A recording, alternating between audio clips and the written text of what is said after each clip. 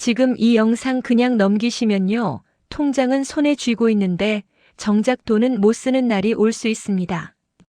저는 25년간 노후 자산 관리 흐름을 연구해온 박도윤입니다. 현장에서 정말 많이 봤어요. 평생 모은 돈을 가까운 조합에 맡겨두고는 안심했는데 어느 날 갑자기 창구가 멈추고 이체가 막혀서 발만 동동 구르는 순간 말입니다.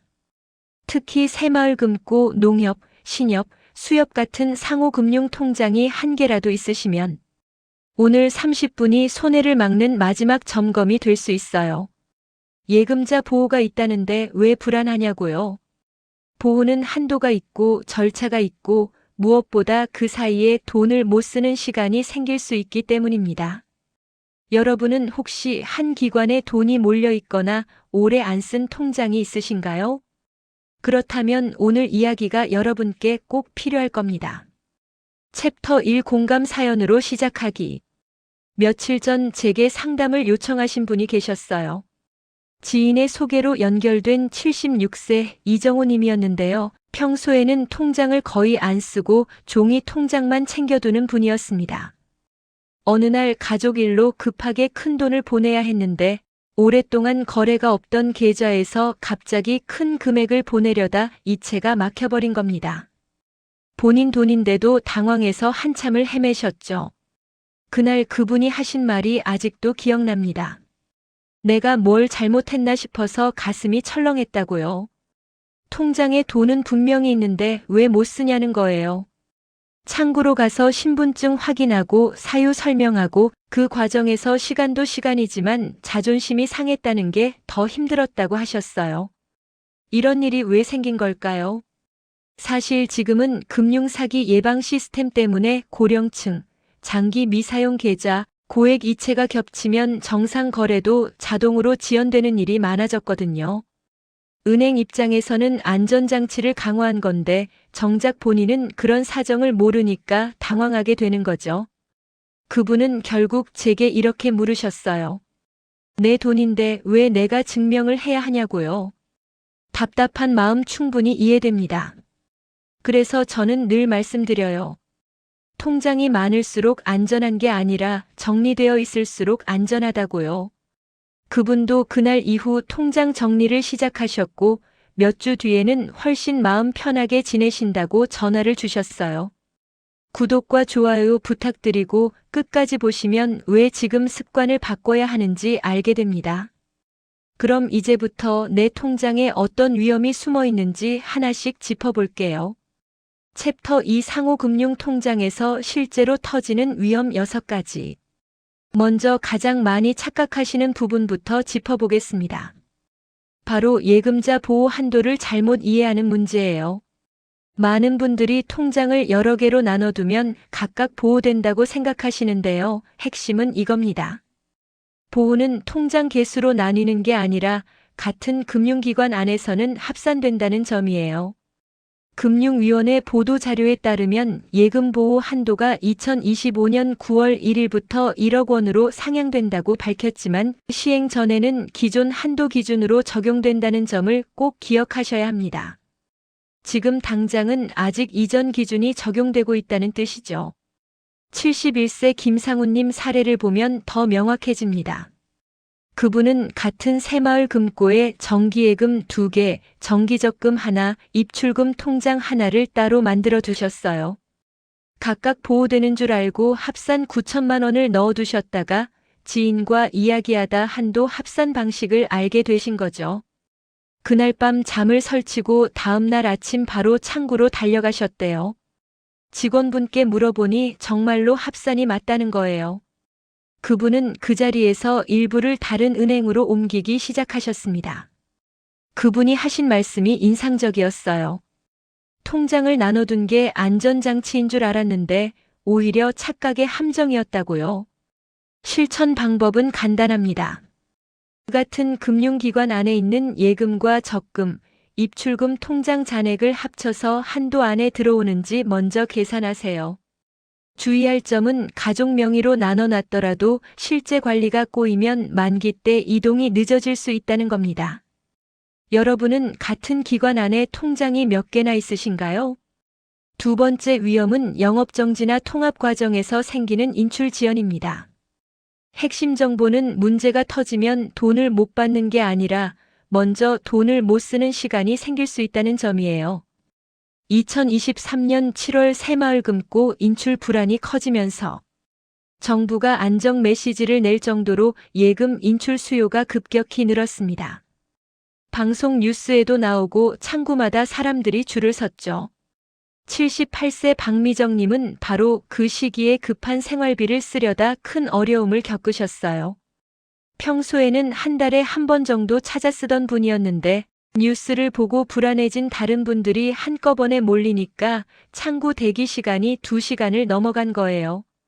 그분은 다리도 불편하신데 오래 서 계시기 힘드셨고 결국 며칠을 불안하게 보내셨다고 해요. 나중에는 이체도 정상화됐지만 그 며칠간의 불안과 스트레스가 너무 컸다고 하셨습니다. 실천 방법은 생활비 통장과 목돈 통장을 분리해서 생활비 통장은 언제든 접근 가능한 방식으로 유지하는 겁니다. 주의사항은 통합이나 지점 변경이 예정된 곳은 안내문을 놓치기 쉬우니 정기적으로 공지 확인이 필요해요. 여러분 생활비가 들어오는 통장은 지금 바로 이체가 가능한 상태인가요? 세 번째는 고금리의 의미를 거꾸로 해석하는 문제입니다. 이자율이 높을수록 무조건 좋은 게 아니라 자금이 급해서 더 끌어오려는 신호일 수 있다는 점을 기억하셔야 해요. 상호금융권의 건전성 지표가 부동산 관련 대출 부실과 함께 흔들렸다는 보도와 분석이 여러 차례 이어졌습니다. 68세 최영수님은 금리가 조금 더 높다는 이유로 한 신협에 목돈 7천만 원을 몰아뒀다가 나중에 그 신협이 뉴스에 나오는 걸 보고 밤잠을 설치게 됐어요. 돈을 잃는 건 아니라지만 그 불안감 자체가 견디기 힘들었다고 하셨죠. 결국 중도해지 불이익을 감수하고라도 일부를 빼서 다른 곳으로 옮기셨습니다. 그 과정에서 이자 손해도 봤고요. 실천 방법은 금리만 보지 말고 해당 기관의 공시자료나 경영지표를 함께 확인하는 겁니다. 주의사항은 주변 소문만 믿고 옮기다 보면 오히려 만기 손해나 중도해지 불이익이 커질 수 있어요. 여러분은 금리 말고 무엇을 보고 금융기관을 고르시나요? 네 번째는 장기 미사용 계좌가 만드는 디지털 사각지대입니다. 오래 안 쓴 계좌가 오히려 위험해진다는 거예요. 본인도 잔액을 모르고 알림도 안 뜨고 가족도 모르면 문제가 생겨도 늦습니다. 금융권이 이상거래 탐지 시스템을 강화하면서 장기 미사용 계좌의 갑작스러운 고액 거래가 지연될 수 있다는 점이 여러 금융 안내에서 반복됩니다. 72세 정은희님은 5년 넘게 묵혀둔 통장에서 손주에게 큰돈을 보내려다 갑자기 제한이 걸렸어요. 처음엔 뭐가 문제인지도 몰랐죠. 창구에 가서 신분증 확인하고 거래 사유 설명하고 본인 확인 절차까지 거치고 나서야 이체가 됐는데 그 과정 자체가 큰 스트레스였다고 해요. 손주한테 돈 보내는 것도 이렇게 복잡해야 하나 싶어서 서러웠다고 하시더라고요. 실천 방법은 한 달에 한 번이라도 소액 입출금을 만들어 계좌가 살아있게 관리하는 겁니다. 주의사항은 아예 필요 없는 계좌는 정리해 두지 않으면 보이스피싱 표적이 되기 쉽습니다. 여러분도 몇 년째 안 쓰는 통장, 서랍에 들어있지 않나요? 다섯 번째 위험은 한 곳에 몰아둔 자산이 만드는 심리적 함정입니다. 한 번에 관리하려고 몰아두면 편해 보이지만 위기 때는 그 편함이 가장 큰 불안으로 바뀐다는 점이에요. 2023년 당시 단기간에 예적금 중도해지가 폭증했다는 보도도 있었죠. 73세 오진호님은 평생 거래한 농협이라 믿고 전 재산의 상당 부분을 한 지점에 두셨어요. 30년 넘게 거래한 곳이니까 당연히 안전하다고 생각하신 거죠. 그런데 뉴스에서 농협 관련 불안 소식이 한 줄 나오는 걸 보고 마음이 무너졌대요. 며칠을 잠도 못 이루고 식사도 제대로 못 하셨다고 합니다. 결국은 괜찮았지만 그 불안의 시간이 너무 고통스러웠다고 하셨어요. 실천 방법은 생활비, 비상금, 목돈, 장기자금으로 역할을 나누고 기관도 둘 이상으로 나누는 겁니다. 주의사항은 너무 쪼개면 만기 관리가 어려워지니 본인이 관리 가능한 수준으로만 나누세요. 지금 자산이 한 곳에 얼마나 몰려 있는지 바로 말할 수 있으신가요? 여섯 번째는 제도 변화가 조용히 지나가서 놓치는 문제입니다. 제도가 바뀌면 내 통장에도 조건이 달라질 수 있는데 그 변화가 아주 조용히 시행된다는 점이에요. 예금보호 한도 상향처럼 큰 변화도 공식 발표를 확인해야 정확히 알 수 있습니다. 69세 윤정자님은 예금보호가 곧바로 1억 원 되는 줄 알고 기다리셨어요. 그런데 실제로는 시행일이 따로 있고 적용 방식도 있다는 걸 늦게 알게 된 거죠. 그 사이 계획을 잘못 세워서 급하게 다시 조정해야 했습니다. 실천 방법은 한 달에 한 번만이라도 금융위원회, 예금보험공사 같은 공식 채널의 변화를 확인하는 습관을 만드는 겁니다. 주의사항은 유튜브나 커뮤니티의 자극적인 말이 내 상황을 대신 책임져 주지 않는다는 점입니다. 여러분은 제도 변화 소식을 어디서 확인하고 계신가요?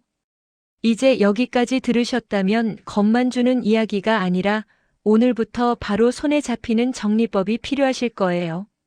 그래서 다음은 통장을 실제로 어떻게 정리하고 어떤 순서로 분산하면 덜 불안한지 구체적으로 정리해 드릴게요.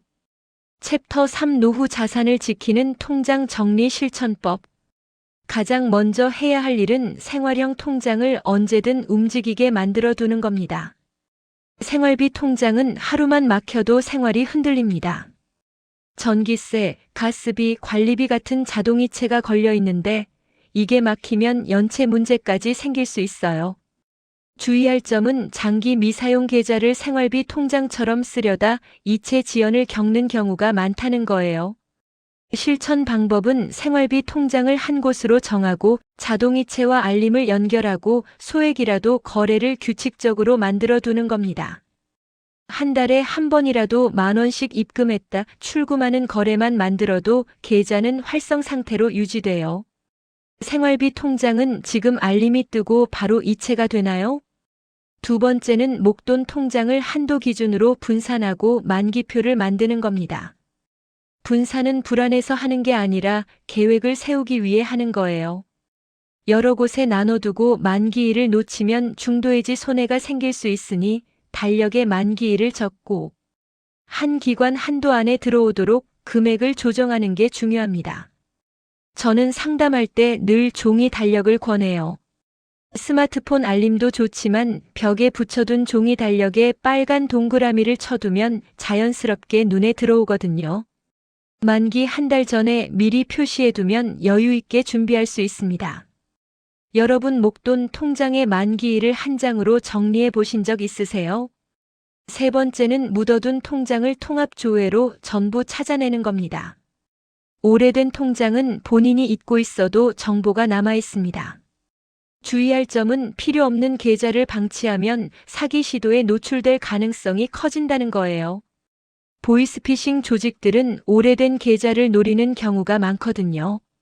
실천 방법은 계좌 통합 조회 서비스를 활용해서 본인명의 계좌를 전부 확인하고 쓰지 않는 건 정리하는 겁니다. 금융감독원이나 은행 앱에서 간단하게 조회할 수 있어요. 본인명의 통장이 몇 개인지 지금 정확히 아시나요? 네 번째는 디지털 사각지대를 가족과 함께 해소하는 겁니다. 앱이 어려운 건 당연합니다. 문제는 어려워서 방치하는 순간이에요. 주의할 점은 가족이 대신 관리하더라도 본인이 최소한의 구조는 알아야 한다는 겁니다. 완전히 맡기면 나중에 문제가 생겼을 때 대응이 늦어질 수 있어요.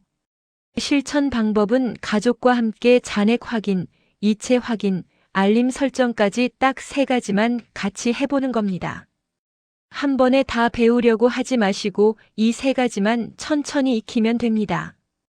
가족 중에 여러분 통장 구조를 알고 있는 분이 있으신가요? 5번째는 큰돈 이체를 할 때 작은 테스트를 먼저 해보는 겁니다.